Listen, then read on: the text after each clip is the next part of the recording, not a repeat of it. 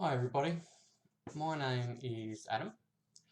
I've decided to make a few videos to try to help everyone out there that suffers depression, anxiety, PTSD, um, chronic pain and things like that. I've suffered chronic depression and anxiety for the best part of the last decade. Um, in that time, I've had two attempts on my life. Um, I guess in hindsight, you could say they were weak attempts, but they were attempts nevertheless. I have been I've been in a functioning depressive state for quite a long time. Um, and it's literally been the last week, really, that I've been learning to control my emotions and bring myself out of the depressive state that I have been in. Um, what's changed? Uh, I hit a massive roadblock, which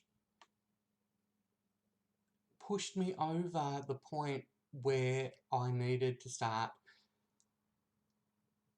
taking control. And anybody that has suffered depression, anxiety of any type knows that taking control is extremely hard. And that's being kind to it. Getting out of bed, taking a step, um, getting out of your car, breathing sometimes is a struggle. So getting to that point of making the decision that you have to start taking control is very, very, very difficult. Um, Personally, I've tried many things over the last decade. Um, Going back to sort of tell my story a little bit more, um, going back to, oh, it would be almost a decade now, 2013, so not quite a decade, but I was in a severe car accident. And at the time I was actually found a job that I loved. I wasn't being paid a lot, but I actually loved the job. Um, and my wife at the time was pregnant with our first child, and a man ran a red light and T-boned my car.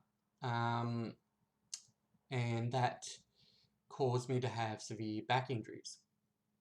Um, so from that point on, really is when my marriage really started to deteriorate.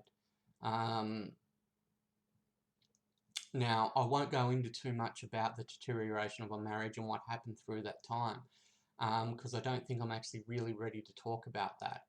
Um, but what I will say is that the depression really came along very slowly, and it's something that people kind of expect you to be able to catch, that has never been through it, but it happens very gradually.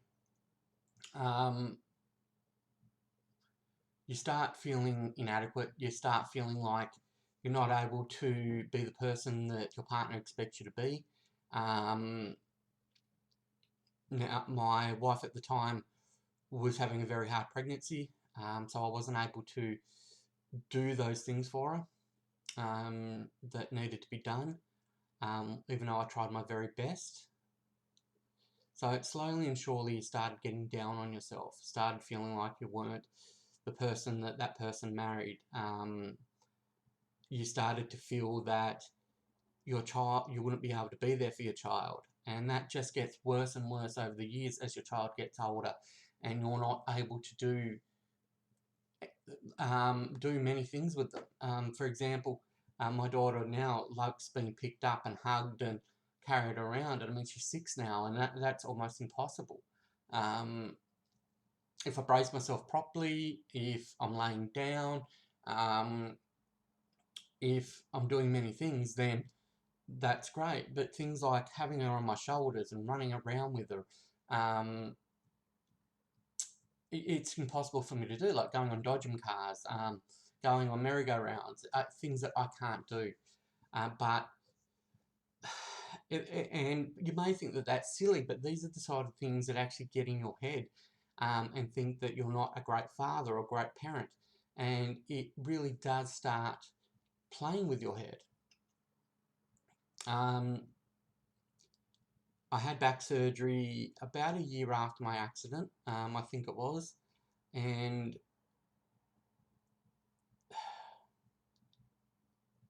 in my head, I guess that was the time that I really started to feel that my wife's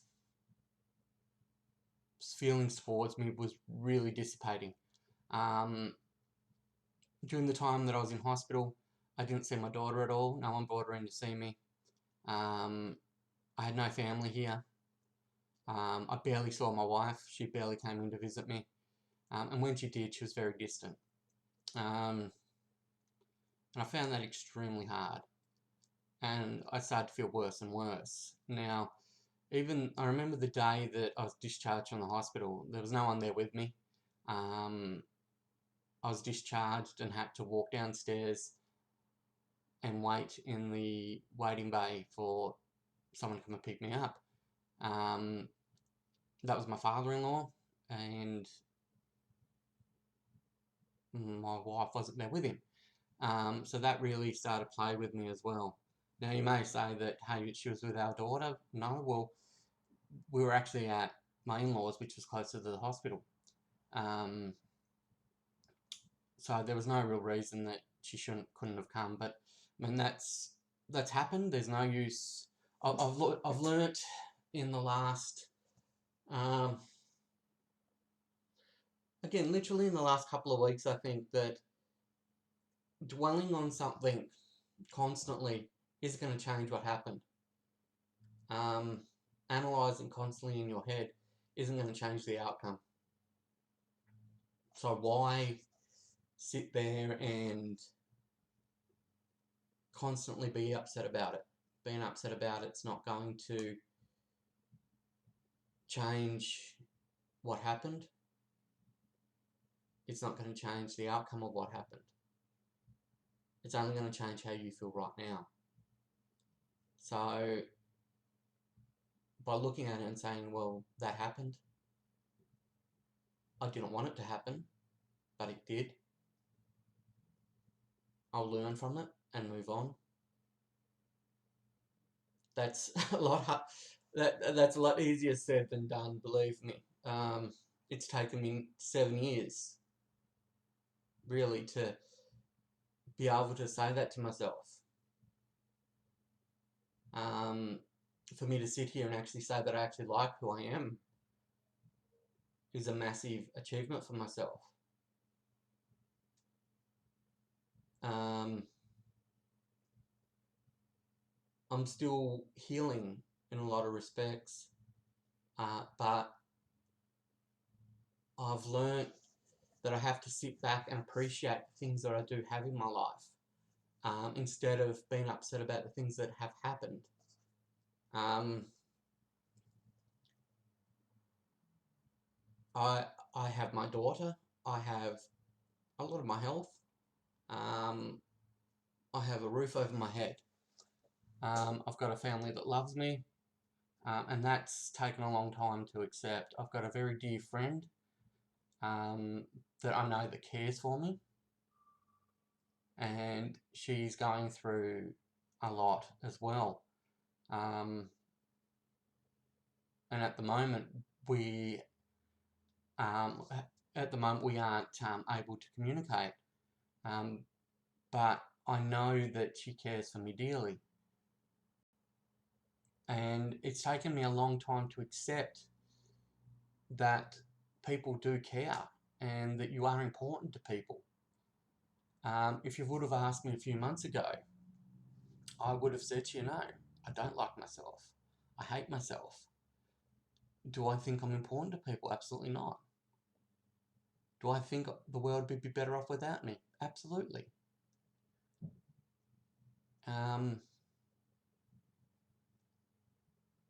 Those days that I tried to take my own life, you're sitting there and you're absolutely convinced that the world would be better off without you, that your family would be better off without you, that your child would be better off without you, because all you are is burden to them,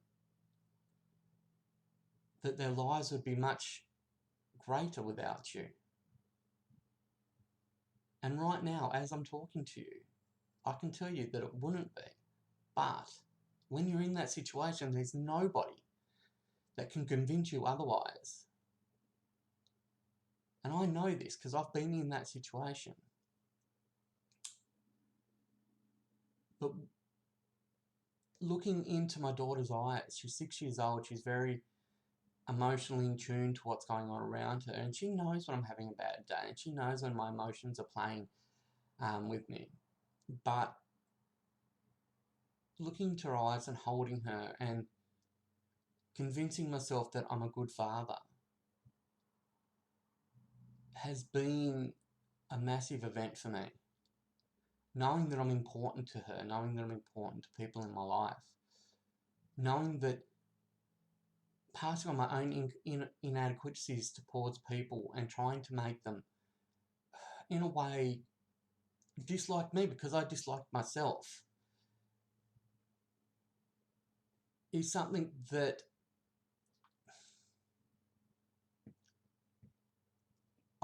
I've done for a very long time. And to try to change who I am for people, so people liked me, I've done for an extremely long time. So right now, I'm single father, living on my own, and have my daughter 3 nights a week, and learning who I am.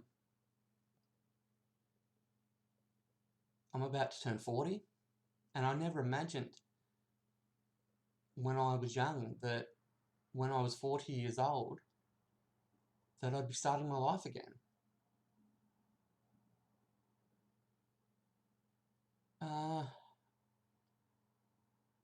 Meditation has been a massive thing for me. Guided meditation has been massive. I'm not religious, but I know many people are, and I'm not saying not to be, because I believe that you have to have something to believe in. You have to have something that you feel can help guide you to a place in your life that you feel that you're comfortable. And this is what helps me. I tend to meditate once or twice a day, depending on how I'm feeling, to try to keep my emotions in check. There's something at the moment that I'm old me would have said struggling with, but that I'm working through. And I'm no longer sitting and analysing things, and there are times when I am absolutely complacent, and it's really strange. I've never really felt that before, that I can just sit and I can just watch a TV show without overthinking it. I can sit and draw with my daughter without overthinking it. I've never been able to do that before, and it comes and goes, but it's getting longer and longer. I can just sit with a blank mind, and I can actually just be sad without being depressed. And the first time that happened, I actually didn't know what the feeling was, because it's been so long since I've actually been sad without being sad depressed, that I didn't know what I was feeling, and it was really, really strange.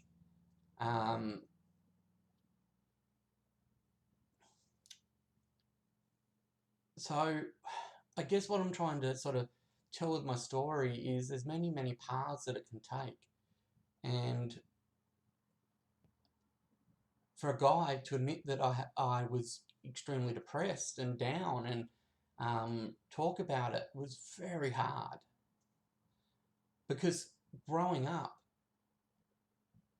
we were always told, if you get upset, oh, don't be a girl, or um, don't cry, we'll be okay, or you're only sad.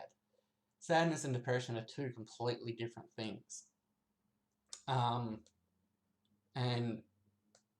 I wish I was just sad. When you're sitting there and you feel so hopeless and so down that you would do anything for that pain to stop.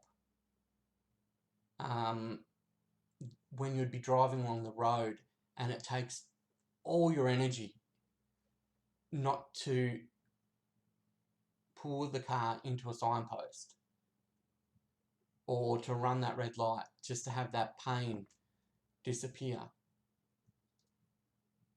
It takes a lot of courage.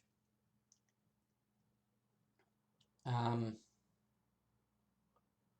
anyone that is currently struggling with that feeling, believe me, I know what you're going through. I know that it's hard. I'm not going to sit here and tell you that it gets better overnight. It might just come and click with you as it did with me, and that click didn't happen overnight. That click took a very long time to come into my brain and say, we need to do something. And that took meditation, and that took talking to people, and that took analysing my life. That took losing contact with someone that I care deeply about, to know that I am better than what I thought I was. That all those insecurities that I had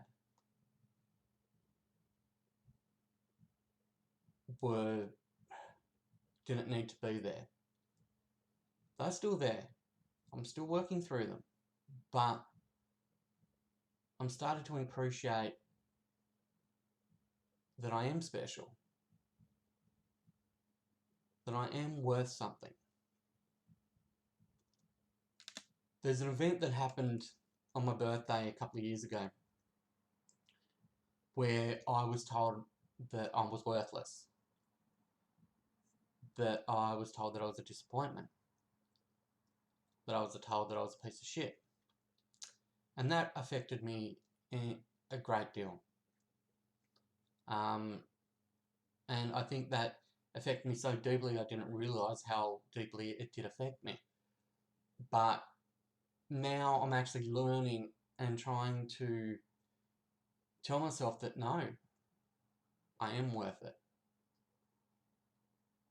I'm worth loving. I'm worth someone caring about. I'm worth being here. I'm worth liking myself. I'm worth being loved. And these are the things that you have to keep telling yourself. There's days that you don't believe it. There's days that you believe it more than others. But you just need to keep telling yourself that you are worth it. I'm not someone that has many friends. I spend a lot of time on my own. I'm told I'm a very friendly person, I'm a caring person, I'm a loving person. And I'm slowly coming to accept that I might be that. But what I'm trying to say is that you don't have to have millions of friends to feel special. You can just have that one friend. And you don't have to see them all the time. You can think about them.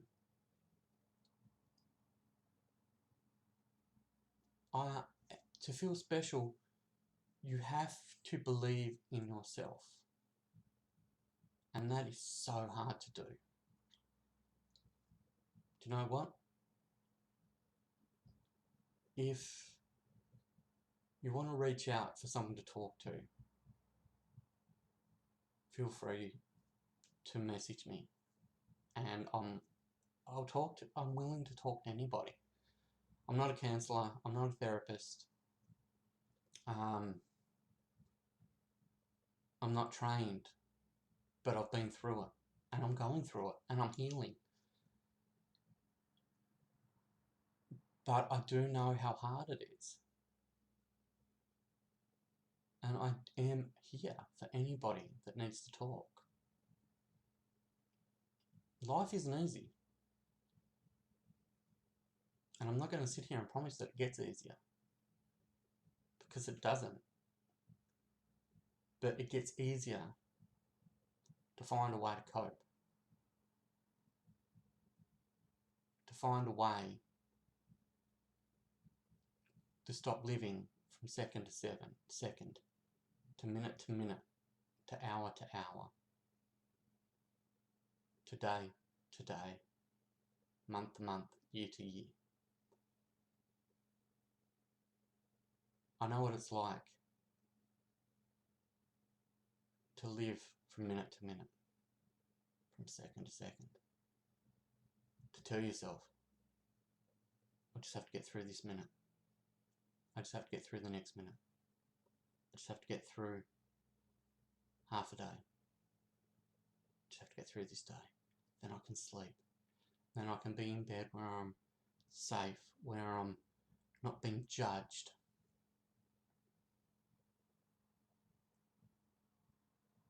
One of my biggest achievements this year was actually staying out of bed for the full day. It was massive. And even though at the end of the day I was exhausted, to the point that when I actually did go to bed that night, I couldn't sleep. But I did it. To me, I didn't accomplish much that day because I couldn't work too much. There was too much on my mind. But now I can see how much of an accomplishment and how much I actually did that day and how much effort it took for me to be able to get out of bed and stay out of bed. I'm actually fairly clean shaven at the moment. I do need a haircut, but these are the small things that do help. Shave, if you're a guy. Have a shave. Do your hair. Brush your teeth. They might seem like small things, but it's an accomplishment to be able to do one of those. If you can't do them all, do one. Even with a guy, even if you just get your trimmer and trim